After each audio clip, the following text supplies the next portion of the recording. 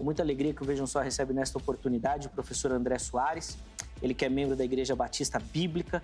Professor André, obrigado novamente por aceitar o nosso convite, estar aqui no Vejam Só. Seja muito bem-vindo, meu irmão. Amém, Zeca. Sempre um prazer estar aqui. Eu que agradeço pelo convite e sempre um prazer poder falar sobre a palavra de Deus e discorrer sobre assuntos tão preciosos e importantes, né? Boa, sem dúvida nenhuma, são aspectos interessantíssimos que a gente discute, via de regra, com a presença do professor André aqui, falando sobre temas ligados à escatologia, né? Só temas fáceis, né? Então, vou começar com uma pergunta. O que tem acontecido com os preteristas? Está tão difícil de achar no mercado. Então, nós nunca fomos, na verdade, a escola majoritária, né? Sempre fomos a minoria. Mas eu acho que, na verdade, o movimento tem crescido, viu? Tem crescido. Professor André, passa o endereço da igreja pra gente, por favor. Certo. Nós estamos lá na Rua Tupi, número 461, no bairro de Valparaíso, em Santo André, São Paulo. Então, se você está na região do ABC Paulista e está à procura de uma igreja bíblica, séria, reformada, né, você pode nos visitar lá, vai ser um prazer ter você. Amém. E o Vejam Só tem a alegria de receber aqui no nosso estúdio. Eu vou fazer uma afirmação ousada aqui. Vou falar que é o nome mais pedido. Se não é o mais pedido, tá colado com o do Vailate. Muito próximo. Pastor Juliano Fraga, ministro da Igreja Assembleia de Deus do Ministério Belém, que gentilmente atendeu o nosso convite. Meu irmão, seja bem-vindo novamente. Sempre uma alegria recebê-lo aqui no Vejam Só. Alegria minha, graça e paz, Zeca. Pastor André Soares, Deus abençoe. Um prazer conhecê-lo pessoalmente e ao programa, por preconizar esse momento especial, relevante, o Vejam Só, em temas difíceis, e quem ganha é o ouvinte, aquele que está nos assistindo. Tenho certeza que será um bom programa. Amém. Muito bacana, vai ser com certeza um momento de aprendizado. Antes de passar o endereço da igreja, pastor Juliano, passa para, não só para mim, que eu também sou interessado nisso, mas para quem nos assiste, a força e do vigor do irmão. Um dia o cara tá em Goiânia, no outro dia o cara tá em Manaus, no outro dia o cara tá em São Paulo, no outro dia tá dando aula, no outro dia tá no programa, tá na rádio. Qual que é a dieta? O que tem nessa dieta aí, meu irmão? Está bem centrado, né? Na chamada de Deus. Boa. Deus tem concedido, por misericórdia, a oportunidade de estar em alguns lugares do Brasil e ter uma esposa também que entendeu essa chamada, né? E ela sempre está comigo, ao meu lado. Isso é muito importante. Ter a família centrada no mesmo propósito, naquilo que Deus colocou em nossas mãos a ser feito. Boa. Dá o nome da irmã aí pra gente. Luciene Fraga. Luciene Fraga. Boa, boa. Deus abençoe essa família, muito querida. O pastor Juliano é um amigo, assim. Eu, como bom sorveteriano, que os caras brincam, né, pastor? Tenho aprendido muito com as mensagens do irmão, tenho assistido, edificante. Se você não acompanha, segue nas redes sociais também.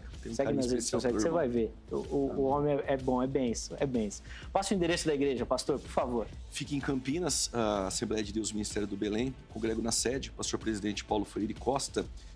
Pastor, a avenida é Pastor Cícero Canuto de Lima, no Parque Itália. Os cultos, às quartas-feiras, sextas-feiras, culto de ensino, domingo pela manhã, escola bíblica dominical, e às 18 horas no domingo nós temos o culto aberto à família e sempre uma bênção. Uma igreja bíblica cruzou o centenário, dependendo do Espírito Santo e da palavra de Deus. Amém. Os contatos do pastor Juliano também à sua disposição, tá bom? Fique à vontade para localizá-lo por lá. Vai ser um pouquinho melhor do ministério do irmão, informações da igreja ou do assunto, nós vamos tratar, pode ficar à vontade para localizá-lo por lá. Bom, vamos rodar a nossa matéria, eu já falei demais, quero ouvir os nossos convidados aqui, eles vão ter tempo para explorar bastante o assunto. Vejam só. A passagem principal na Bíblia que menciona a marca da besta é Apocalipse 13, versículos 15 a 18. Outras referências podem ser encontradas em Apocalipse 14, 9 e 11, 15, 2, 16, 2, 19, 20 e 24. Essa marca age como um selo para os seguidores do anticristo e o falso profeta, que é o porta-voz do anticristo. O falso profeta, identificado como a segunda besta, é aquele que leva as pessoas a aceitarem essa marca. Essa marca é colocada na mão ou na testa e não é apenas um cartão que alguém carrega.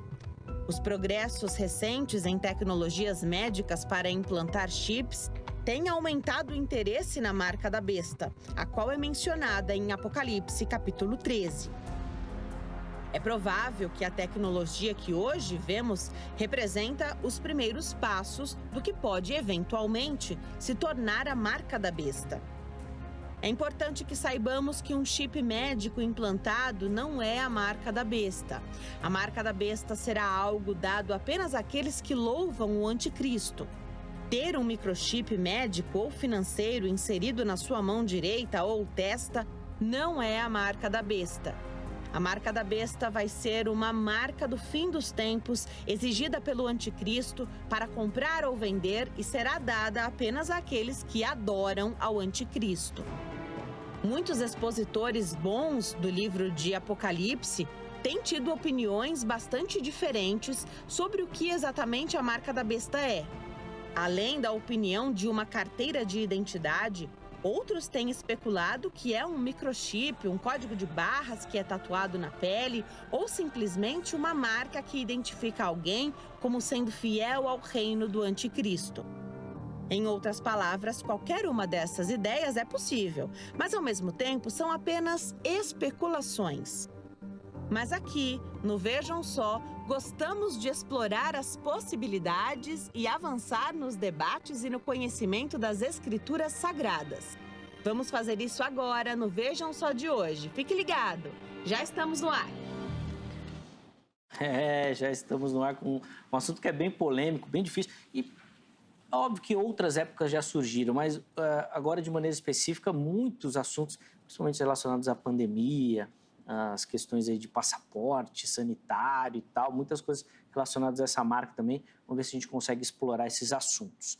Bom, vamos direto para a nossa conversa. André, vou começar com o irmão e a nossa primeira participação é respondendo a pergunta tema. Então, eu quero ouvir do irmão, o que é essa marca da besta na sua visão, na sua leitura bíblica? Qual que é a representação dessa marca que o texto de Apocalipse traz? Certo. Antes de responder a pergunta, quero apenas mandar um abraço para minha noiva, Laís Aranda, que nos assiste, e também para o meu pai, pastor Paulo Guedes, que nos acompanha aqui no estúdio. Bom, vamos lá então, né? Vamos à pergunta do dia, né? O que será ou o que foi essa marca da besta, Sim. né? Eu sou um preterista e, portanto, eu julgo que os eventos relatados, sobretudo nos 19 primeiros capítulos de Apocalipse, já se cumpriram no primeiro século, né? Portanto, eu creio que essa marca da besta, a qual o texto bíblico alude, já aconteceu, né? Na minha opinião, a marca da besta é uma representação da idolatria que se praticava no mundo romano. Especificamente, a marca da besta representa o culto imperial, o culto que se prestava ao imperador de Roma. Quando nós olhamos para o livro de Apocalipse, com uma visão preterista, né, o que fica claro para nós é que o livro trata de um imperador romano chamado Nero, né? Nero foi o primeiro imperador romano a perseguir oficialmente a igreja. Ele promoveu uma perseguição terrível contra os cristãos e nessa perseguição muitos cristãos foram martirizados, entre eles os apóstolos Pedro e Paulo. E essa marca da besta, né, representa a fidelidade incondicional ao imperador Nero e ao culto que se prestava a Nero. Alguns cristãos estavam abandonando a fé, estavam prestando culto ao imperador Nero. Então, vou tentar demonstrar hoje que esse texto de Apocalipse 13, que trata da marca da besta, dialoga com outros textos do Antigo Testamento. E esse diálogo deixa muito claro para nós que a marca da besta não deve ser entendida de forma estritamente literal. Não se trata de um microchip que vai ser implantado na pele, não se trata do código de barras, trata-se da representação da idolatria, especificamente do culto imperial. Por ser algo que já aconteceu, André, você não faz, ou o texto não dá nenhuma aplicação futura, mesmo que sem essa marca específica, mas ainda nesse sentido de adoração e culto a outras pessoas ou objetos que não a Deus? Tem essa aplicação futura? Certo. O texto tem uma lição importantíssima a nos ensinar, né? O texto fala contra a idolatria, especificamente contra a idolatria que se presta a políticos e a governantes, etc., né? O texto, então, tem essa aplicação muito rica para nós, leitores do século XXI, né? Mas o texto em si, né, essa profecia em si, já se cumpriu no passado, conforme a leitura que eu faço. Boa. Pastor Juliano, quero ouvir a opinião do irmão também. O que é a marca e a sua representação, por favor. Zé, que eu entendo que o capítulo 13 do Apocalipse, ele é escatológico e futuro. O João, ele diz, pus-me sobre a areia do mar e vi uma besta que subia do mar. Ele vai dizer que essa besta era semelhante ao leopardo, que a boca era como de um leão e os pés como de um urso. Existem símbolos aí, mas nós temos a literalidade do texto de identificar o que é isso. Vai dizer que tinha 10 chifres e 7 cabeças, e uma dessas cabeças era ferida. Ele recebe do dragão palavras para proferir blasfemas contra Deus. E o texto vai dizer o seguinte, que ele recebe uma ferida mortal e há uma possível cura, e o falso profeta, ele induz as nações a adorar a besta. E a besta, ela vai perseguir os santos porque recebe poder da antiga serpente, o dragão, que ao meu ver é Satanás. A besta é o anticristo e a besta que sobe da terra, que aparece, é o falso profeta, porque a Bíblia diz que é o falso profeta. E essa imagem é colocada no templo reconstruído pelos judeus. E logo a seguir, nós temos pessoas sendo marcadas pela marca da besta.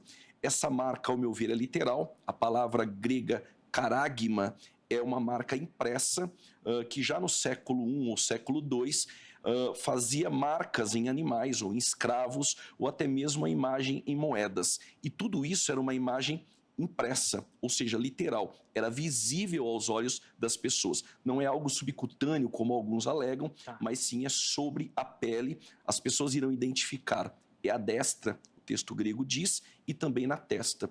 Ao meu ver, de uma forma bem lacônica, é futura, essa marca é real, literal, e a palavra caragma nos faz entender que é uma marca impressa e também visível. Por um motivo importante.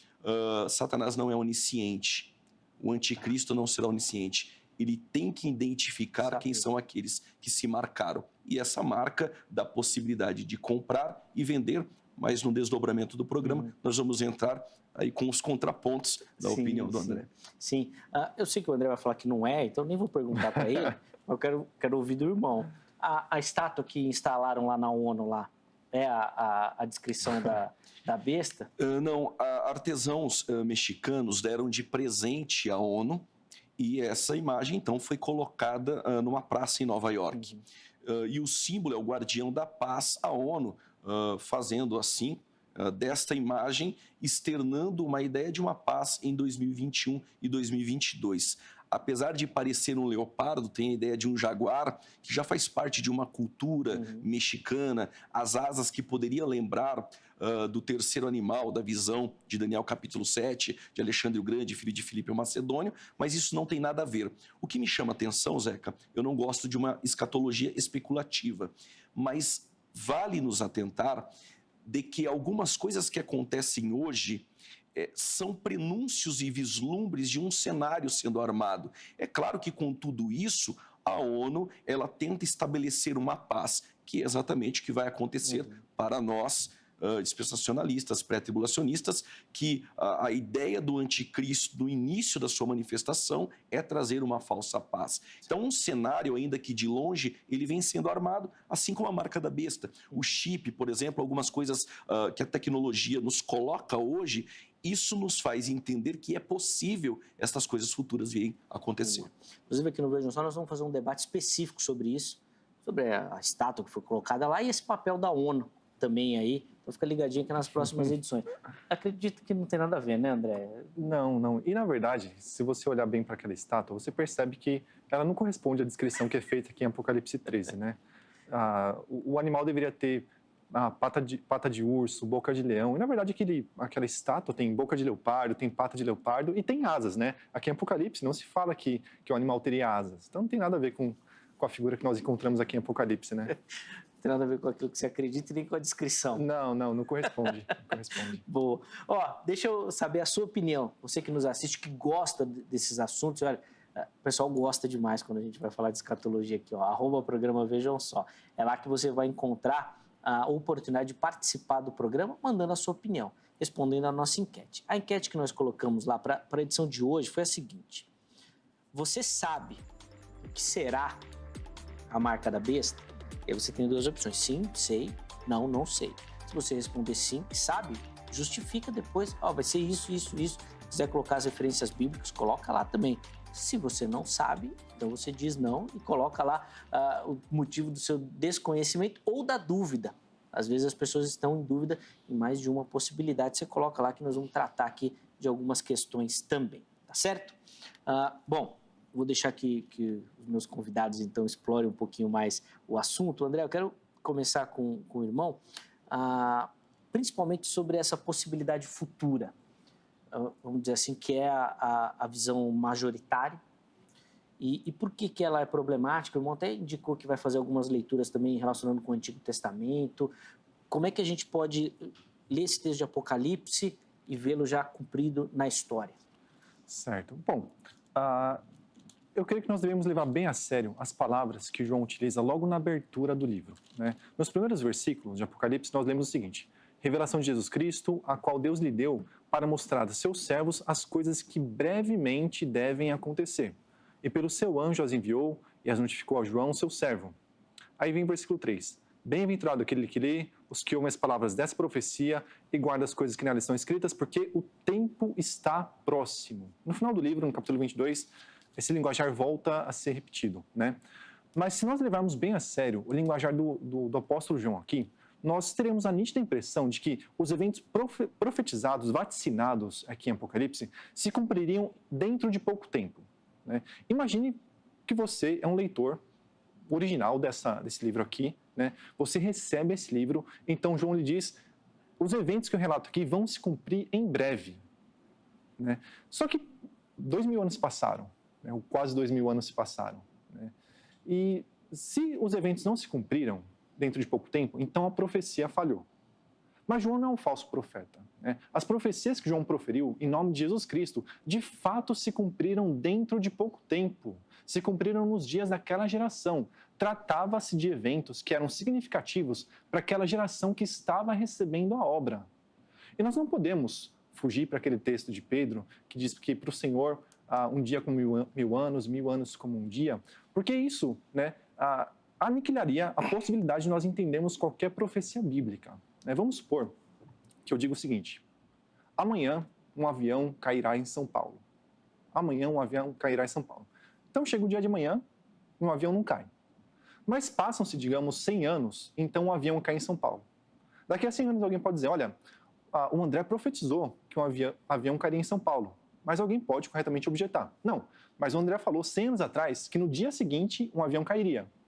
Então a pessoa pode responder: não, mas o André estava utilizando o tempo do Senhor na sua profecia, né? E para o Senhor, um dia como 1000 anos e 1000 anos como um dia. Ou seja, não há possibilidade de eu estar errado. Quer a profecia se cumpra amanhã, quer se cumpra daqui a 100 anos, daqui a 1000 anos, eu vou sempre estar certo. Isso não é uma profecia, né? Isso é um desperdício de linguagem, na verdade. João, ao dizer que a profecia se cumpriria em breve, estava de fato querendo dizer que a profecia se cumpriria em breve. E nós temos que tomar como base aqui o tempo humano. João estava se dirigindo a seres humanos e não a Deus, né? Para um ser humano, a profecia se cumpriria em breve, como de fato aconteceu. E quando nós olhamos para a evidência interna do próprio livro de Apocalipse, fica claro para nós que realmente João estava tratando de eventos do primeiro século. Por exemplo, no capítulo 17, a imagem da besta é decodificada para nós. A besta tinha 7 cabeças e 10 chifres. O apóstolo João, interpretando essa profecia, diz que as 7 cabeças representavam 7 montes e também 7 reis. Para um leitor do primeiro século, ficaria absolutamente óbvio aquilo a que João estava se referindo, né? Porque a cidade mundialmente afamada e conhecida no mundo antigo como a cidade dos 7 montes, ou a cidade das 7 colinas, era a cidade de Roma, né? Nós tínhamos em Roma os montes Capitólio, Quirinal, Viminal, Esquilino, Célio, Aventino e Palatino. 7 montes. Além disso, o texto de Apocalipse 17 diz, né, 5 desses 7 reis já caíram, um existe, um está reinando, o 7º ainda deve vir e deve permanecer por pouco tempo. Então, quando João escreveu o Apocalipse, quem estava reinando era o 6º imperador de Roma. Os 5 primeiros foram Júlio César, Augusto, Tibério, Calígula e Cláudio.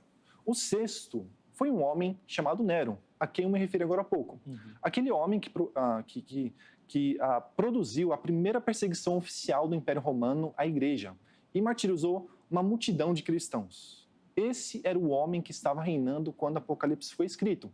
O 7º imperador devia vir e permanecer por pouco tempo, segundo esse texto. E, de fato, né, o imperador seguinte, um homem chamado Galba, reinou por apenas 3 meses.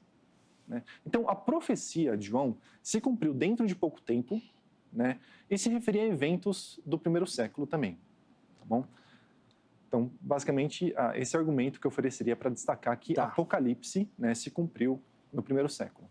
Depois eu quero ouvir o Juliano, mas só para amarrar a ideia, André, até para explicar para os nossos telespectadores, os eventos estão referentes ali de maneira emblemática àquilo que aconteceu no primeiro século, mas a gente tem um problema que é a datação do livro. Para que essas coisas tenham acontecido nesse momento, João deve ter escrito antes do ano 70. Exatamente.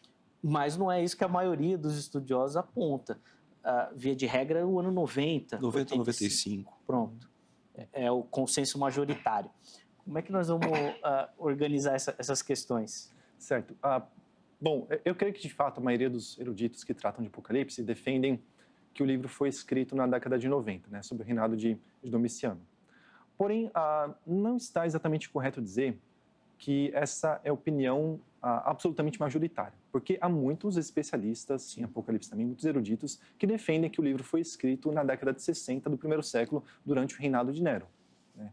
Quem defende que o livro foi escrito na década de 90, geralmente toma como base uma afirmação que um dos pais da igreja, Irineu, fez, né, a respeito da escrita de Apocalipse. Supostamente, então, Irineu teria dito que o livro de Apocalipse foi escrito durante o reinado de Domiciano.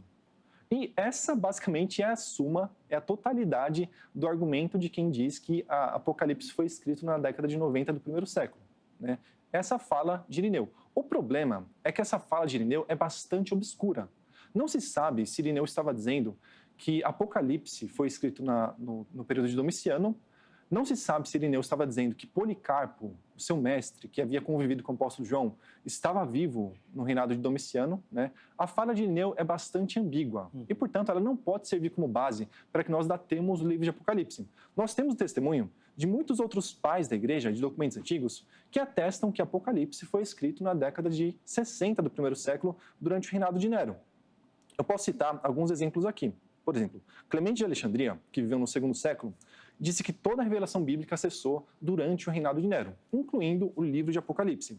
Nós temos o chamado cânone muratoriano, da década de 70 do segundo século, segundo o qual, né, a Apocalipse teria sido completado antes de Paulo ter escrito às igrejas, né? Além disso, nós temos o testemunho de Tertuliano, também do segundo século, que apresenta o banimento de João para a ilha de Patmos como simultâneo, né, ao martírio de Paulo e de Pedro na década de 70.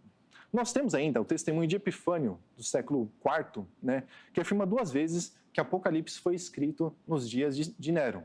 Nós temos ainda o testemunho da versão síria da Bíblia, do século VI, que afirma, ou que traz o seguinte cabeçalho para o livro de Apocalipse: escrito em Patmos, para onde João foi enviado por Nero César. Esses testemunhos são de pais da igreja, pessoas que viveram a partir do segundo século, e essas pessoas estão dizendo que Apocalipse foi escrito nos dias de Nero.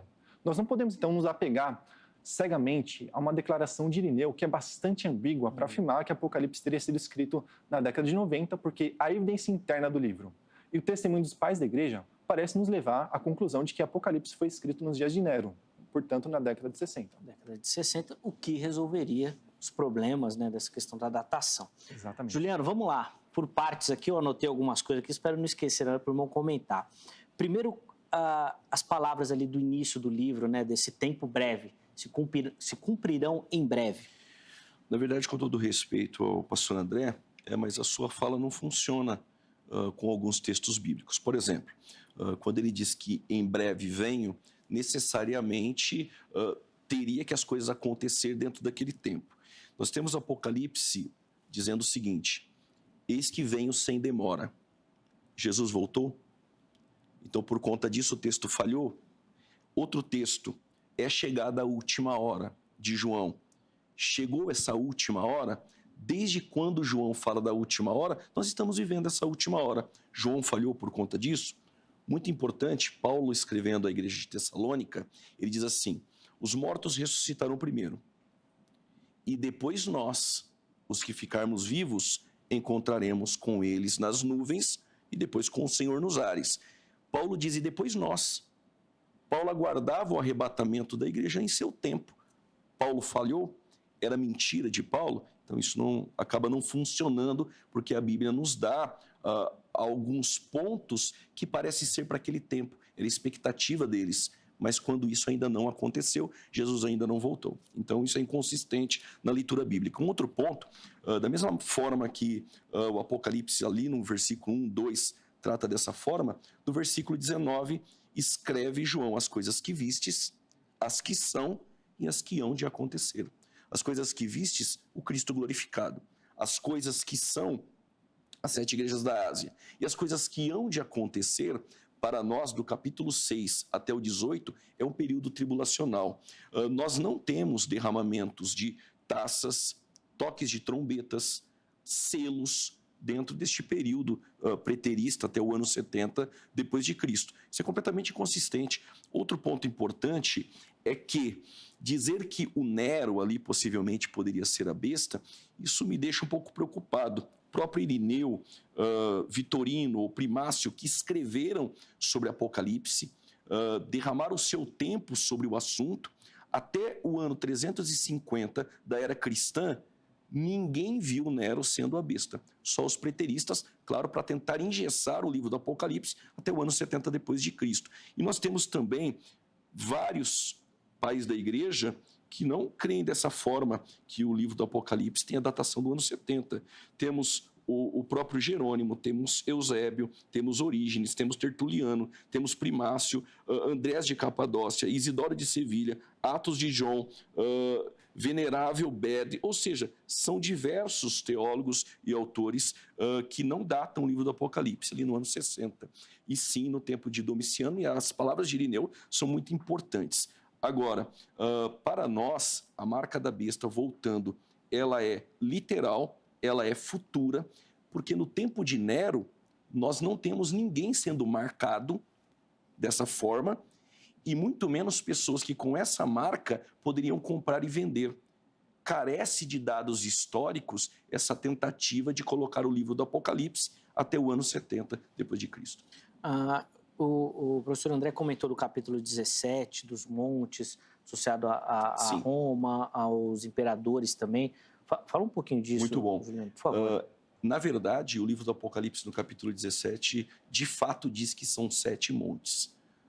Nós entendemos que pode ser os 7 montes do antigo Império Romano, que cai no ano 476, mas nós acreditamos que o anticristo ele vem do antigo Império Romano revivido, que este Império Romano ele volta no cenário com blocos de nações que são os 10 chifres. O texto vai dizer que 10 chifres são características de onde virá o anticristo, aqui em Apocalipse 13. E isso é uma simetria com Daniel capítulo 7. E quando falamos aqui sobre os 10 chifres, fala Daniel que passaram 4 reinos, ou seja, o leão, a Babilônia, nós temos o urso, os medo-persas, a Grécia de Alexandre o Grande, filho de Filipe o Macedônio, e nós temos um 4º animal que é uma besta. E o Daniel vai dizer que 10 chifres aparecem sobre este 4º animal. 3 chifres se sobressaem e um pequeno.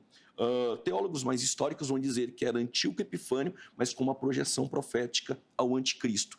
E corrobora aqui no texto de Apocalipse 13 esses 10 chifres, que é a extensão do antigo Império Romano, que volta a reviver, e aí a Europa, de onde surge então o anticristo. Boa. André, vamos começar por essa questão que ainda fala um pouquinho sobre a datação e a profecia, que obviamente tem muito a ver com a leitura que o irmão vai fazer, citada pelo Juliano, do sem demora, da última hora, como uma explicação para aquela tese que o irmão iniciou defendendo. Certo. O que me surpreende um pouco na fala do pastor, com todo o respeito, evidentemente, né, é que ele, de certa forma, reconheceu que o em breve não se cumpriu. Né? O em breve de Apocalipse, o em breve de outros autores do Novo Testamento. Né? Esse em breve, então, não teria se cumprido. E isso lança em xeque toda a profecia bíblica. Porque esses autores bíblicos dizem, em breve tal evento acontecerá. E o evento não acontece, então trata-se de um falso profeta. E, portanto, nós não deveríamos confiar nos profetas bíblicos, mesmo na profecia do Senhor Jesus Cristo. Né? E é essa a conclusão que algumas pessoas que não têm fé chegam. Né? Jesus disse que as coisas aconteceriam em breve e não aconteceram, portanto, ele é um falso profeta. né? Uma das grandes virtudes do preterismo, eu julgo, é fazer jus a esse linguajar bíblico, né? Nós levamos muito a sério o que os profetas bíblicos dizem. Se eles dizem que um evento acontecerá em breve, então o evento deve ter acontecido em breve. Se Jesus disse que aquelas suas profecias se cumpririam nos dias daquela geração que o ouvia, então aquelas profecias devem ter se cumprido nos dias daquela geração. Jesus não é um falso profeta, João não é um falso profeta, né? São profetas verdadeiros enviados da parte de Deus. Tá? O pastor se referiu agora há pouco à vinda do Senhor Jesus Cristo, diz que evidentemente ela não aconteceu no primeiro século. Porém, o pastor está tomando como certo que a referência à vinda do Senhor nesses textos, seja em Mateus 24, em Marcos 13, em Lucas 21, ou mesmo no livro de Apocalipse, o pastor está tomando como certo que essa vinda é uma referência à segunda e gloriosa vinda do Senhor Jesus Cristo. O que o pastor não está levando em consideração na sua análise é que tanto o Antigo Testamento quanto o Novo Testamento falam de muitas vindas do Senhor em juízo contra nações. O Antigo Testamento chega a utilizar o linguajar do Senhor vindo sobre as nuvens do céu em juízo contra o Egito, por exemplo. Em juízo contra a Síria, contra a Babilônia. Esse é um linguajar muito utilizado pelos profetas. Isso não diz respeito à vinda do Senhor Jesus Cristo no final da história. Isso diz respeito à vinda invisível, impessoal do Senhor em juízo contra nações que pecam contra Ele. Esse foi o caso do primeiro século. Jesus Cristo veio em juízo contra Jerusalém no ano de 70 por meio das tropas romanas. Governando providencialmente a história, Jesus enviou os romanos para destruírem Jerusalém, que pecava contra ele, que o tinha rejeitado. Tá? Então, essa vinda a qual o livro de Apocalipse remonta, não diz respeito à segunda vinda do Senhor Jesus Cristo, mas diz respeito à sua vinda invisível, impessoal, em juízo contra Jerusalém e contra Roma também, né, que aconteceu no primeiro século. Por ocasião, sobretudo, da queda da dinastia Júlio-Claudiana, na década de 60, com o suicídio de Nero, né? Bom, então eu creio, por esses argumentos, que quando nós analisamos a profecia bíblica, nós devemos levar muito a sério o linguajar dos escritores. Nós não podemos sequer por um momento imaginar que eles falharam ou que utilizaram um linguajar que não se cumpriu. Não, o seu linguajar se cumpriu, a sua profecia se cumpriu e, portanto, nós não estamos lidando com falsos profetas. Sobretudo quando nós olhamos para o Apocalipse 17, pastor, fica muito claro que João está se referindo, sim, a eventos que se cumpriram no primeiro século. Ele escreveu o livro quando o sexto imperador estava no poder, segundo Apocalipse 17. E o sexto imperador é justamente Nero. Quando nós lemos o último versículo de Apocalipse 17, fica perfeitamente claro para nós também que nós temos uma referência a Roma, né? João disse a respeito daquela mulher, daquela prostituta, que ela era a cidade que reinava sobre os reis da terra. Naquele momento, João só podia estar se referindo a Roma, apenas a Roma. Né? Os 10 chifres da besta, né, são provavelmente uma alusão aos 10 procônsules que reinavam sobre as províncias senatoriais, que eram 10 também. Né? Então, esses procônsules deram seu poder ao imperador para que ele fizesse o que bem entendesse e levasse adiante o seu projeto de ser adorado, de ser servido. Né? Então, quando nós lidamos com a profecia bíblica, é bem importante que nós levemos muito a sério esse linguajar que nós temos aqui. Fala sobre a questão literal da marca, André, por favor. O pastor Juliano levantou essa questão, que na época de Nero, como tem sido mencionada, esse trecho bíblico não se cumpriria de negociar, comprar e vender a partir de uma marca literal, que, como ele apontou no texto, na palavra grega, é literal. Ou é visível, desculpa. Sim, sim. De fato, o termo grego haragma, né? Haragma, né? Se refere geralmente é uma marca visível, uma marca física, mas nós devemos levar em consideração o gênero do livro de Apocalipse. O gênero desse livro é apocalíptico. Esse gênero apocalíptico é marcado por uma série de características. Infelizmente, nós não temos tempo de discorrer muito sobre esse gênero, mas uma das características mais marcantes do gênero apocalíptico é o fato de se utilizar de figuras, de símbolos, de imagens, né?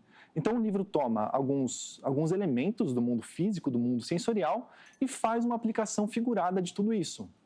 E a marca da besta é um desses elementos.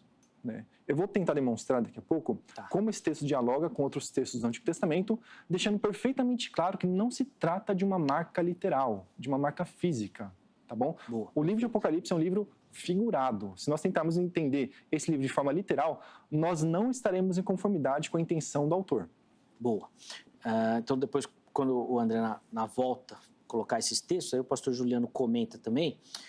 Mas, pastor, eu quero que o irmão fale um pouquinho, já que o André abordou essa questão da vinda de Jesus aí, e apontando que ela já aconteceu em forma de juízo e tudo mais. Fala um pouquinho disso pra gente. Era sobre isso mesmo que eu já ia comentar. Boa. Mas antes disso, eu fico preocupado com essa fala. Se profetizaram e não cumpriu, então falharam, era um falso profeta. Voltando em Tessalonicenses, Paulo diz, e depois nós seremos arrebatados. Ele morreu e não foi arrebatado naquele tempo. Paulo é um falso profeta por conta disso? Estranho. Mateus 24, versículo 30 e 31, Jesus ele vem em uma segunda vinda, em glória, e todo olho verá. Ele vai reunir os eleitos. Quando isso aconteceu, foi em juízo. O texto de Apocalipse, capítulo 1, verso 7, também fala da segunda vinda, que todo olho verá. Apocalipse, capítulo 19, versículo de número 11 a seguir, ele vem com vestes salpicadas de sangue, ainda que nós tentamos alegorizar tudo isso, é visível em glória e poder. E o texto vai dizer que com o sopro da sua boca ele lança o anticristo e o falso profeta no lago de fogo, pisa o pé no monte das oliveiras e salva Israel. Essa vinda ocorreu? Quem viu essa vinda? Ninguém viu essa vinda. Essa vinda não ocorreu. Mateus 24, versos 31, usando o critério que o pastor ele alega ter, com esse cuidado, que aquilo que a palavra se refere tem que acontecer, caso não, é um falso profeta, o texto diz que todo olho verá. E ninguém viu esse evento, só os preteristas viram, ninguém mais viu. Outro ponto importante na fala do pastor é que essa marca, ela ocorre no tempo de Nero. Esse 666, tentaram forçar em hebraico para chegar ao nome de Nero. E aí teriam que colocar César Nero. Mas para ajustar, teria que ser Neron Ceasar. Só assim em hebraico. Mas o texto está em grego. Nem forçando o nome e o título. Mas aqui o texto em Apocalipse diz que é o nome. O nome de Nero não se encaixa nisso. Tem um teólogo chamado George Salmon. Ele vai dizer que nós podemos encaixar o que a gente quer no 666. O nosso nome, depois a gente busca um título. Mas o texto diz que é o nome. Não vejo no século I, século II, século III, nenhuma imagem de Nero sendo colocada em Jerusalém, no templo, para ser adorado. Não tem nenhum dado histórico, isso eu friso mais uma vez, de alguém comprando ou negociando ou vendendo, como diz o texto, para que se cumpra a ideia de que Nero marcou as pessoas e a marca de Nero seria a marca do seu governo. Não tem, isso carece de informações bíblicas e também históricas, que, ao meu ver, com todo respeito, o método preterista, ele carece de fundamentos históricos e principalmente bíblicos. Até para comentar um pouquinho mais essa questão da literalidade, pastor Juliano, o André falou que esses eventos não se cumpriram porque o texto não é literal, o gênero apocalíptico e tudo mais. Por que não? Por que tem que ser literal? Porque a palavra, ela é literal. Caragma é uma marca real impressa. Por mais que usa-se o termo therion de besta, sabemos que é um homem. Este homem existe. Este homem vai ser ferido. O falso profeta, que é uma outra besta, também é um homem. O pronome ele ou dele, que em inglês o re, sempre há uma pessoa. Então tudo indica que a besta é um homem. Legal. Então a besta é um homem, por mais que usa-se a terminologia de um termo simbólico de besta, mas é um homem. Quando nós falamos, por exemplo, que uma imagem será colocada, há uma imagem, essa imagem é literal. O templo, ele é literal. A marca também vai ser literal. Então nós não podemos olhar para o Apocalipse e aquilo que me agrada é literal, aquilo que não me agrada não é. Por exemplo, quando nós trabalhamos em questões com amilenistas, o texto de Apocalipse 20, as duas ressurreições, uma é o novo nascimento, porque encaixa no amilenismo, porque se for literal, não tem saída mais para eles. Mas a do dano da segunda morte, aí essa é literal. Percebe-se como há inconsistência? Por exemplo, se nós dissermos assim, cadê as duas testemunhas no século I, século II ou século III? Aí vão dizer, a igreja morre? Então o que nós estamos fazendo aqui nesse debate? Porque se alguém alegar que as duas testemunhas, e este é um meio de interpretação geralmente preterista, olha, as duas testemunhas é a igreja. O texto vai dizer que morre em uma praça onde Cristo foi crucificado, em Jerusalém. A igreja morre em Jerusalém. Esse método alegórico idealista de interpretar o Apocalipse deixa a desejar e acaba comprometendo todo o livro. Os 144 mil, por exemplo. Quem é? Então, quando é literal, mas quando eu quero, não é, para encaixar aí o meu padrão doutrinário. Mas com todo respeito ao método preterista, eu até entendo que é interessante em alguns pontos, mas nós temos que alegorizar muita coisa para encaixar, e ao meu ver isso não é sustentável. Boa. André, mostra para ele os textos aí que vão convencer ele que não é literal. Certo. Antes de mostrar os textos, né, apenas um breve comentário sobre a fala do pastor. Eu creio, pastor, que o senhor não está representando o pensamento preterista da forma como os preteristas realmente creem, né? Por exemplo, né, o senhor mencionou agora um pouco o nome de Nero, né, o número da besta, 666. Supostamente, então, os preteristas teriam tentado forçar o 666 para que ele se encaixe no nome de Nero. Então, inventaram a leitura de Nero César, né, conforme o comentário do senhor. Mas, na verdade, não foi isso que aconteceu, pastor, porque o nome de Nero, em hebraico, né, é escrito sem vogais. Né? Esse César que o senhor mencionou, talvez seja uma influência que o senhor recebeu da leitura de algum texto em inglês, porque em inglês o nome César é Caesar com E-A, né? Que é uma tentativa de transliterar a palavra latina, na verdade. Mas, em hebraico, essas vogais não são sequer representadas. Em hebraico, o nome de Nero, o Neron Caesar, né, é composto por Nun, Resh, Vav, Nun. Kof, Samer, Resh. São essas letras. 7 letras ao todo. Tá? Todas elas consoantes, com exceção do Vav, né, que representa aqui uma vogal, uma mater lectionis, né? Mas o fato é que se nós calcularmos o valor numérico das consoantes desse nome, das consoantes, não das vogais... Na gemátria. Isso, gematria e tal. Então, o resultado vai ser, de fato, 666, 666. Tá? E assim, esse é um dos pontos fortes, na verdade, da leitura preterista do livro de Apocalipse. Né? Porque quando você calcula o número do nome de Nero, que era uma prática muito comum na antiguidade, você chega exatamente a 666. E há uma variante textual aqui em Apocalipse que corrobora ainda mais a leitura preterista. Alguns manuscritos antigos, bons de qualidade, trazem 616 ao invés de 666. Né? A crítica textual busca explicar de onde surgem essas variantes textuais. De onde surgiu o 616, portanto. Né? Não pode ter surgido de um descuido, de um erro de um copista que estava distraído e acabou errando no número. Né? Porque esses números são completamente diferentes na língua grega em que foi escrita o livro de Apocalipse. Essa mudança deve ter sido deliberada. Ela aconteceu de forma intencional. A questão é, por que um copista alteraria o 666 para 616? O que acontece é que na tradição latina, né, o nome de Nero não possuía esse N no final. Em grego era Neron, com um N no final. Na tradição latina era apenas Nero, sem esse N no final. O que aconteceu, provavelmente, é que os leitores latinos do livro de Apocalipse não estavam conseguindo entender de onde vinha esse 666. Porque para você chegar a essa soma, você precisa levar em consideração esse N no final do nome de Nero. Mas para os latinos não havia esse N. Então, um copista deliberadamente mudou o 666 para 616, né, para que o leitor latino pudesse fazer a conta. Se você tirar esse N do final, você vai descontar 50 ao número, porque o valor numérico do N é justamente 50, do Nun, em hebraico, né? Você chega, portanto, à soma de 616. E mesmo autores dispensacionalistas reconhecem que isso confere à leitura preterista uma certa força.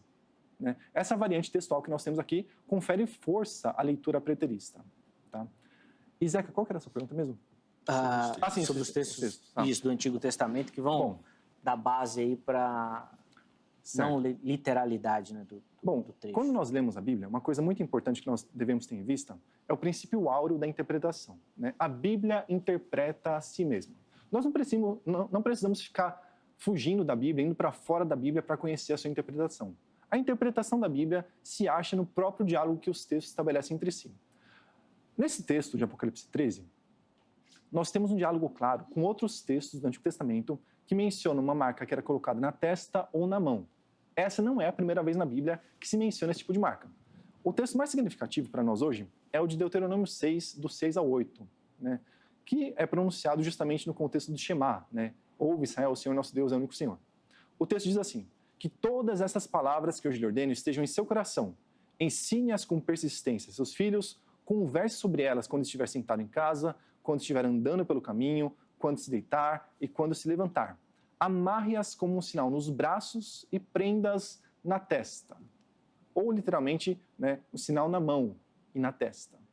A lei de Deus devia ser gravada na mão e na testa dos antigos israelitas. A questão é, nós temos aqui um sinal literal, uma marca literal? A lei de Deus devia ser literalmente gravada na mão e na testa de uma pessoa?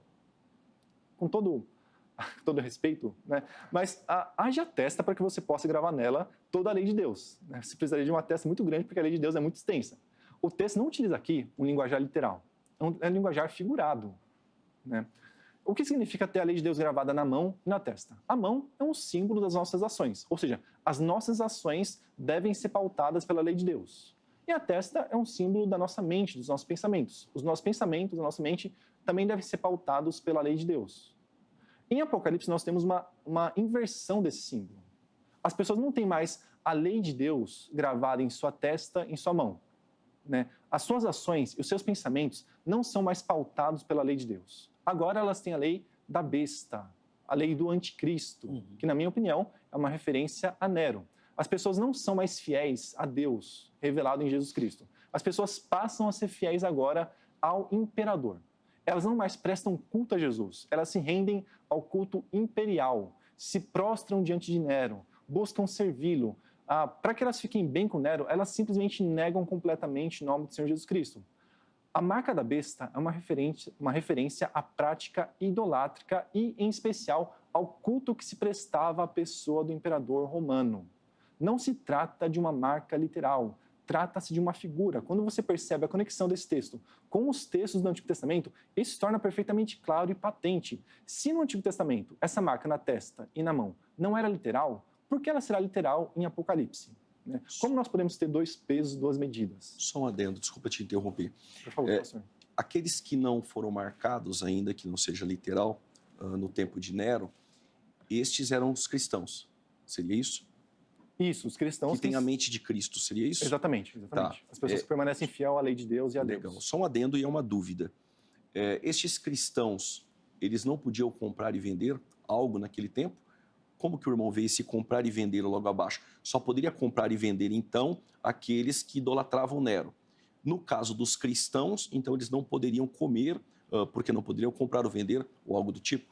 Certo. A perseguição nerônica que a igreja enfrentou foi, com certeza, uma das mais terríveis de todos os tempos. Em primeiro lugar, porque a igreja era bem nova, né?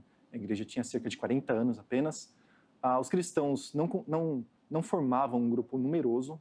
A igreja era relativamente pequena nesse período. Então, a perseguição de Nero foi uma perseguição catastrófica para a igreja. A igreja estava concentrada, naquele momento, dentro do território do Império Romano, basicamente. Não havia praticamente cristãos fora do Império Romano. Então, a perseguição de Nero foi catastrófica para a igreja do primeiro século. Tá? Uma multidão de cristãos foi martirizada por Nero nesse período e a igreja sofreu realmente muito mesmo nesse período. Bom, os cristãos que não se rendiam ao culto imperial, os cristãos que não abriam mão da sua fidelidade ao Senhor Jesus e que não prestavam culto ao imperador Nero, né, ou aos demais imperadores romanos também, sofriam pesadas sanções. Né? Nós não temos, de fato, um documento histórico que fale sobre isso, que os cristãos não podiam comprar e vender. E nem que Nero havia sofrido de alguma chaga, ou tivesse morrido, ou ficado doente, ao ponto de ou ressuscitar, como o texto diz, receber vida, ou ter sido curado e as pessoas o idolatrassem. E por isso também a gente não tem este ponto, né? Então, quanto a isso, nós temos uma evidência histórica maior, né? E nós precisamos entender o linguajar que é utilizado aqui, né? Vamos lá, então.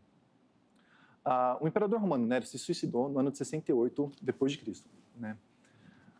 E havia no mundo antigo a famosa lenda do Nero redivivo. As pessoas imaginavam que Nero voltaria à vida. Essa não é uma crença baseada exclusivamente em Apocalipse, é uma crença que existia no mundo antigo de forma geral. As pessoas esperavam que Nero voltasse à vida.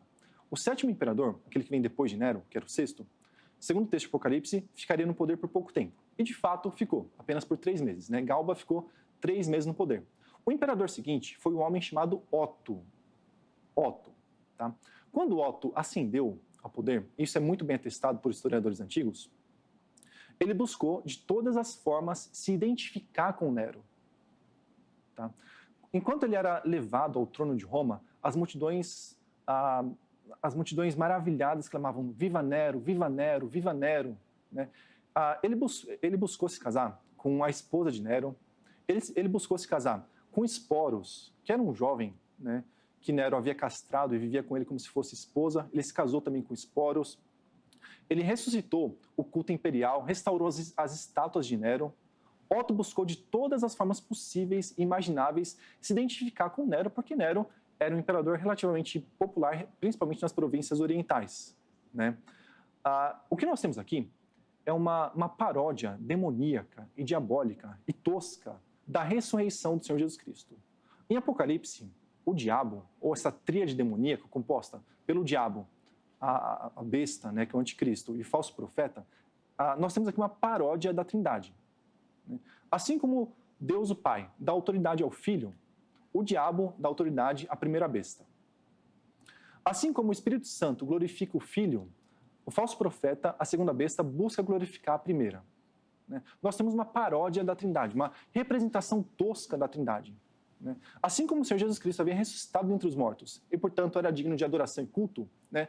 O diabo tentou, de certa forma, reproduzir o mesmo, de uma forma tosca e bizarra. Né? Era como se ele tivesse trazido Nero de volta à vida. Otto estava tentando se identificar com Nero para que pudesse receber culto, adoração, em nome de Nero.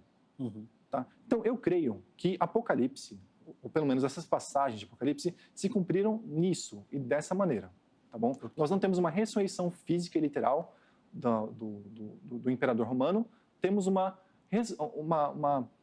ressurgimento, né, que aconteceu dessa maneira como eu descrevi. Sim, através dele. Vamos lá, Juliano. O texto diz que ele sofreria uma grave ferida, o anticristo, e que ele mesmo seria a pessoa curada. Não teria um outro, seria ele mesmo, onde todas as pessoas iriam se maravilhar quanto a isso. E aí um falso profeta que faria sinais, nós não temos isso no 1º, 2º e 3º século, nenhum falso profeta fazendo sinais, fogo descer do céu ou coisas do tipo. A tentativa de ressuscitar Nero, ela surge entre os oráculos de Silibinos. Eles criam nessa ressurreição possível de Nero, algo que nunca aconteceu.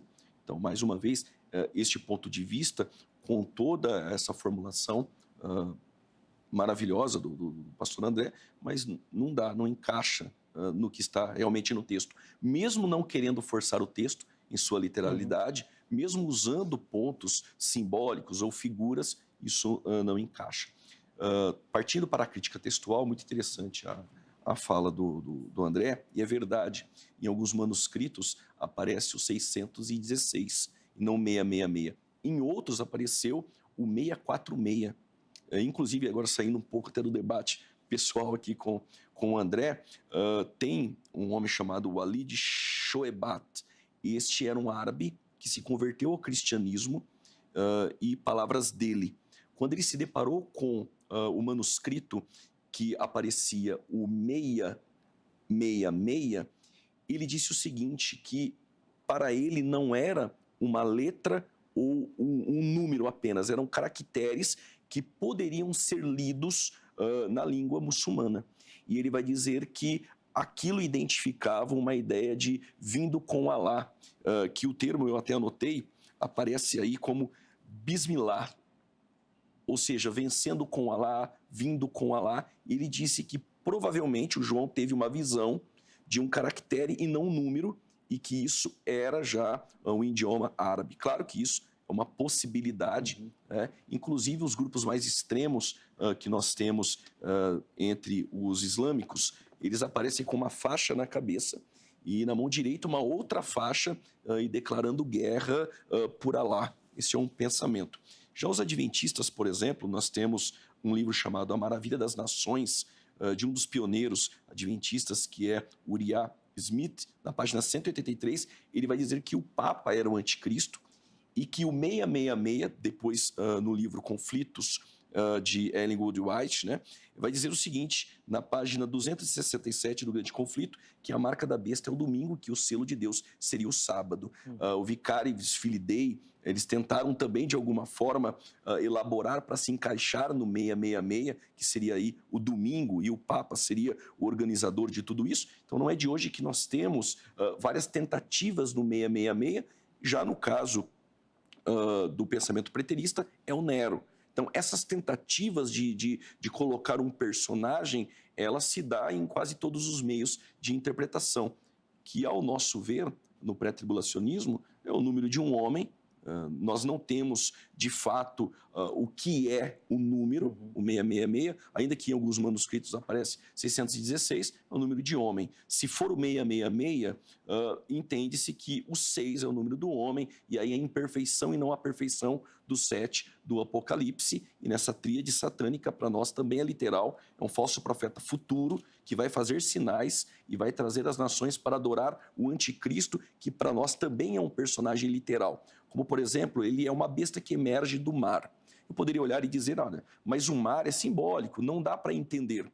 Assim como os 7 montes falam que são as 7 cabeças, em Apocalipse 17, no mesmo capítulo, no versículo 15, vai dizer que as águas são povos. Então é uma besta, é um personagem que surge do meio dos povos, que ao nosso ver é o anticristo. Então a Bíblia realmente, ela interpreta a própria Bíblia. Os textos do Antigo Testamento, como Deuteronômio também 11:18, que guardará a palavra na fronte e também na mão direita, enfim, claro, ali é figurado, até porque é um Deus onisciente.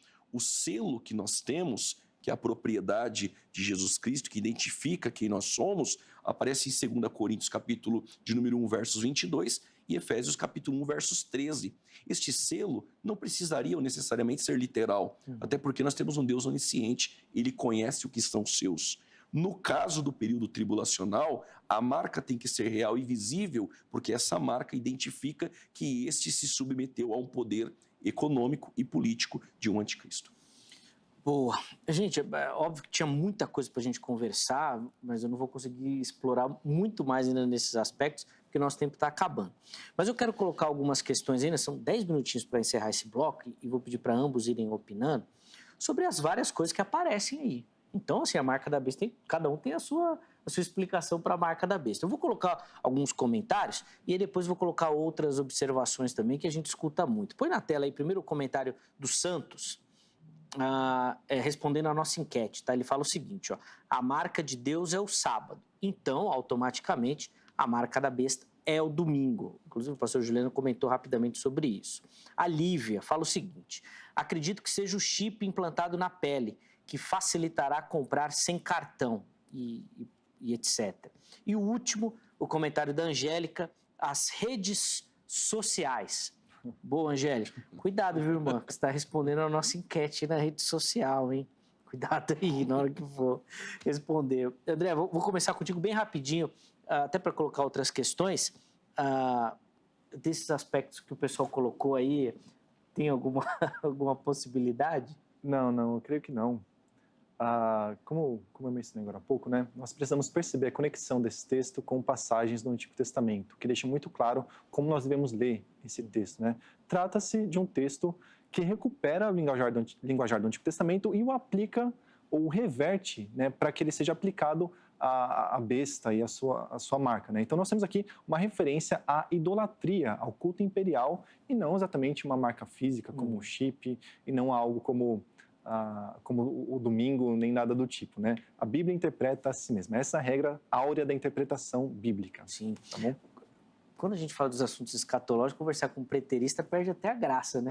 Ele já resolve tudo, já não dá nem para especular, né, Juliano? Verdade. Não dá nem para... Mas o irmão, no meio pentecostal, escuta muita coisa. Exato. Então, recentemente eu ouvi vou pedir para o irmão comentar, que o Bill Gates tem desenvolvido por conta dessas questões da vacina, uma vacina que vai utilizar um produto chamado luciferase.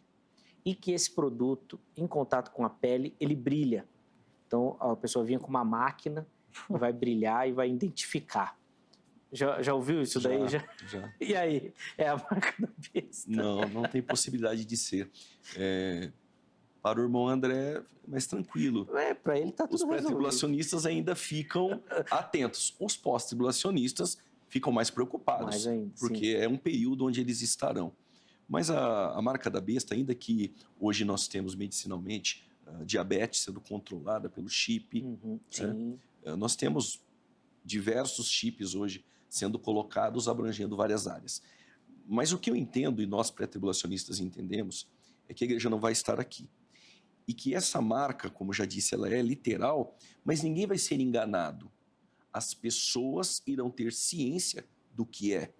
Então, o que ocorre hoje é um cenário, uma estrutura sendo montada, mostrando para nós que tudo isso é possível no futuro.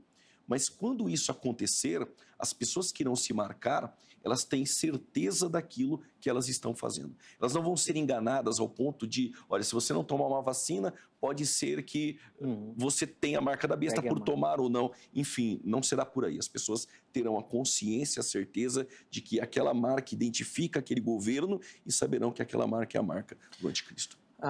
Um minutinho para essa aqui, que foi algo que eu não sou muito de ficar assustado com essas coisas, viu? Mas eu fiquei nesse aspecto, sobre esse desenvolvimento do metaverso. Já ouviu falar disso, André? Já ouvi. Fala que é da besta, por favor. Isso daí é coisa, isso daí não é possível. Gente, uma realidade paralela. Já ouviu isso daí já, Juliano? Rapaz, comenta um pouquinho disso aí. Eu fiquei apavorado com esse negócio. Então, eu ouvi o Zuckerberg, né, no Facebook, falando um pouco sobre isso. Mas eu, sinceramente, vi muito pouco sobre a questão. Mas, seja como for, como eu creio, como sou preterista e creio que tudo aqui se cumpriu no primeiro século, então, para mim, não há possibilidade de que um metaverso tenha algo a ver com o Apocalipse. Se você não viu ainda, procure saber sobre isso. É assustador. A gente apresentar fazer o Vejam Só aqui numa realidade virtual, paralela, onde nós vamos se encontrar, vai ter roupa, gente alugando, comprando e vendendo casa, terreno. Exato. Que é isso? Não sei se você vai conseguir deixar o seu paralelo tão elegante, né, Zeca? É verdade. Não é? Enfim, é uma realidade que está sendo colocada, mas eu também não consigo ver essa realidade como já o anticristo ou a marca da besta. Mas, como eu disse, são coisas que estão avançando e mostrando claramente que em um futuro isso é possível. Então, a marca da besta é possível. Se falasse sobre marca da besta, por exemplo, há 1.500 anos atrás, ficava um pouco distante. No entanto, que quando veio o código de barra, todo mundo assustou. O Pix, pessoas falavam do Pix. Sim. Porque essas coisas começaram a ser possíveis. E agora muito mais. E isso deixa a igreja em alerta de que o anticristo ele vai se manifestar, vai enganar a muitos, vai estabelecer aí uma paz mundial, fazendo os árabes, os palestinos e Israel estender as mãos uns aos outros, mas isso em 3 anos e meio. Mas depois que a besta for colocada lá, a sua imagem, aí sim a máscara do anticristo vai cair. O seu anticristo é islâmico, Juliano? Olha, eu respeito muito os professores que trabalham com esta ideia. Tem uma ideia que tem algumas consistências em alguns momentos, mas ao meu ver não. Possa ser que ele surja daquela região que vem como Babilônia, que hoje é o Iraque, os Medo-Persas, que hoje é o Irã, daquela região, mas eu ainda acredito da Europa, do antigo Império Romano revivido. Os judeus, eles acreditam que o anticristo nasceu no ano de 1962. E eles fazendo a soma de 1962, eles chegam à conclusão e à totalidade de 18, que é 6 mais 6 mais 6, que é o 666, e que ele virá da tribo de Dan, de uma interpretação, ao meu ver, equivocada do texto de Gênesis 49, quando Jacó diz que a tribo de Dan seria como uma víbora, uma serpente, eles fazem uma harmonia com a antiga serpente e o dragão. Então nós temos aí alguns acreditando que ele será judeu e é por isso que ele vai enganar Israel, Sim. como o Machias, mas eu acredito que ele vai enganar até os escolhidos neste ponto, mas ele não é judeu, mas ele vem da Europa. Mas eu acho bem legal e interessante alguns professores que alegam que ele será um muçulmano e virá daquela região. Sim, sem dúvida. Gente, eu preciso ir para o intervalo, mas ainda nós vamos ter um tempinho no próximo bloco, onde ambos os meus convidados vão ter a oportunidade de oferecer para você uma aplicação do tema. Você ouviu tanta coisa, se cumpriu, não se cumpriu, é literal, não é literal, tá? Mas o que você tem que fazer com tudo isso? O que isso tem que mudar a sua vida cristã prática? Que tipo de atitude você tem que ter diante desse assunto, desse aprendizado? Fica ligadinho que é no próximo bloco. Bem rapidinho, antes do intervalo, tome nota do telefone da Agrade, Academia Teológica da Graça de Deus, parceira aqui do Vejam Só. Quer se aprofundar no conhecimento teológico? Procura pela Agrade, código 11-3115-0819. Além de unidades espalhadas em todo o Brasil, a Grade tem aquele formato online, à distância também, que pode ser uma ferramenta útil para você. O QR Code, que é o passaporte que vai te levar lá para o nosso canal oficial no YouTube, canal oficial da HIT no YouTube. Aproxima o celular que você vai para lá. Se você não é inscrito, se inscreva no canal. Já são mais de 192 mil inscritos. Faça parte você também desta comunidade. Lá você vai ter acesso a todos os vídeos do Vejam Só e aos demais programas da emissora também. Redes sociais, site, tudo da HIT. Quer conversar com a HIT, quer interagir com a emissora, quer conhecer melhor o nosso trabalho, vai lá que você vai encontrar muita informação, certo? Intervalo rápido, Vejam Só vai, mas daqui a pouquinho nós já estaremos de volta.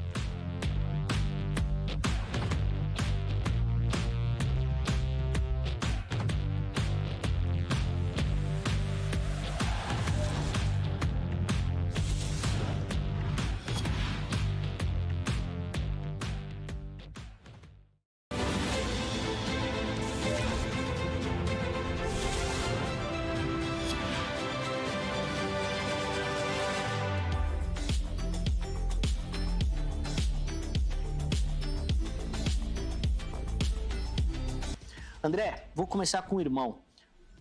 2 minutinhos aí para essas considerações finais, mas principalmente uma aplicação para quem nos assiste, por favor. Certo.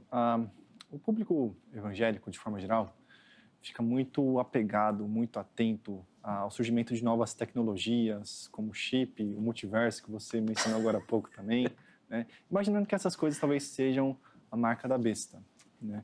Mas como eu tentei argumentar aqui hoje, né, a marca da besta não tem a ver com essas novas tecnologias que surgem. As tecnologias que surgem são benéficas de forma geral e são fruto da graça de Deus sobre a humanidade, né?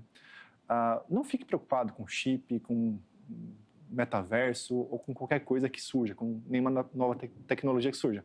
Nós devemos nos apegar sempre à palavra de Deus, tá? A salvação não depende do método de pagamento que nós utilizamos. A salvação depende da fé em Jesus Cristo. Quando nós chegarmos diante de Deus no céu, Ele não vai perguntar como que você pagava as contas. Era com dinheiro, cartão de crédito, chip, o que era, né? Não vai ter essa pergunta no céu, né? A nossa salvação depende inteiramente da fé em Jesus Cristo. Às vezes nós nos apegamos a coisas que não estão na Bíblia e deixamos passar coisas que estão na Bíblia, né? Meu amigo, se você, né, tem demonstrado uma lealdade cega e incondicional aos reis deste mundo, aos governantes deste mundo, você tem uma marca análoga a essa marca da besta que nós encontramos aqui.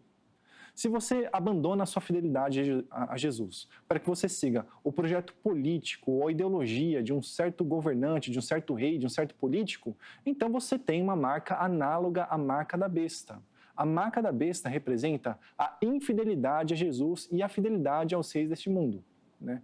Então, se você está seguindo cegamente a um rei, tome cuidado, porque você tem uma marca muito parecida com essa aqui de Apocalipse. Se você está seguindo uma ideologia humana, um projeto de poder humano, você tem uma marca muito semelhante a essa de Apocalipse. Nós precisamos ser leais e fiéis a Jesus. E é isso que esse texto de Apocalipse aqui nos ensina. Independentemente da tecnologia que haja no mundo, independentemente da forma de pagamento que você utilize, né, saiba que se você é infiel a Jesus e fiel incondicionalmente aos reis deste mundo, então você tem uma marca muito parecida com essa aqui de Apocalipse. Então tome muito cuidado sempre.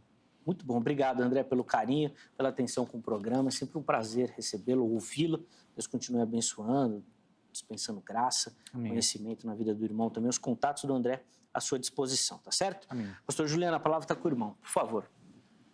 Zeca, ao leitor bíblico que acredita que o livro do Apocalipse ele tenha se cumprido até o capítulo de número 3 e que tenha convicção que existem coisas no livro do Apocalipse que estão para acontecer, e é isso que acende no nosso coração a chama da bendita esperança.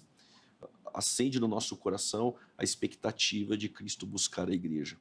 E para estes, nós já temos um selo. Este é o selo do Espírito.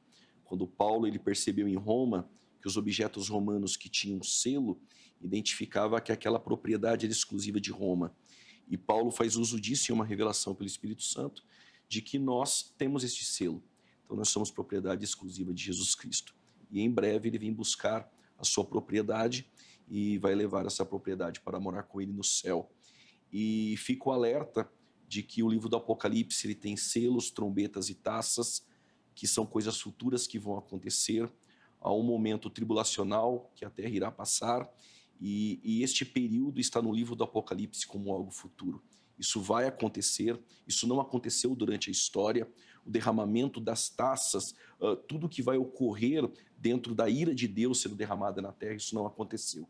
Isso vai acontecer para aqueles que ficarem aqui, esses que não têm o selo do Espírito, que não foram alcançados pela graça e que não responderam, ainda que habilitados pela graça preveniente, a essa chamada a todos da salvação. Para esses que ficarem aqui, com certeza há um período do capítulo 6 até o capítulo de número 18 que ocorrerá na terra, isso em escala mundial. Aquele que perseverar até o fim dentro deste período irá ser salvo. Fica aqui o meu agradecimento ao Zeca, ao programa. Foi muito bom conhecer também o André. Tenho certeza que em tudo que nós falamos aqui, muitas pessoas foram edificadas. Foi um prazer estar aqui. Sem dúvida, pastor Juliano. O programa Vejam Só que agradece o carinho, a presença do irmão. Obrigado. Sempre bom recebê-lo, ouvi-lo. Muito conhecimento também. Os contatos do Juliano à sua disposição, tá bom? Para você tiver dúvidas, questionamentos, quiser conhecer um pouquinho melhor o Ministério do Irmão, pode acessar por lá também. Deus continue abençoando a vida e a família. Meu irmão, obrigado pelo carinho. Antes da gente encerrar, põe na tela aí o resultado da nossa enquete, por favor. E nós perguntamos para você se você sabe o que será, né, a marca da besta. 32% responderam que sim, que sabem. 68% responderam que não sabem. Espero que o programa tenha ajudado, viu? Aqueles que não sabem ou ainda não tinham, né, uma opinião formada. E obrigado pela sinceridade. É difícil nas nossas enquetes aqui o pessoal às vezes confessar que não sabe as coisas. Teólogo é meio assim, né? Acho que tem resposta para tudo, né? Não é fácil, não. Raça é difícil de lidar. Obrigado, viu, pelo carinho, obrigado pela audiência. É aqui que você encontra as nossas enquetes e participa, tá bom? Vai lá, @programa Vejam Só. Forte abraço. Amanhã, se Deus permitir, nós estaremos de volta com mais uma edição do programa Vejam Só. Forte abraço e até lá.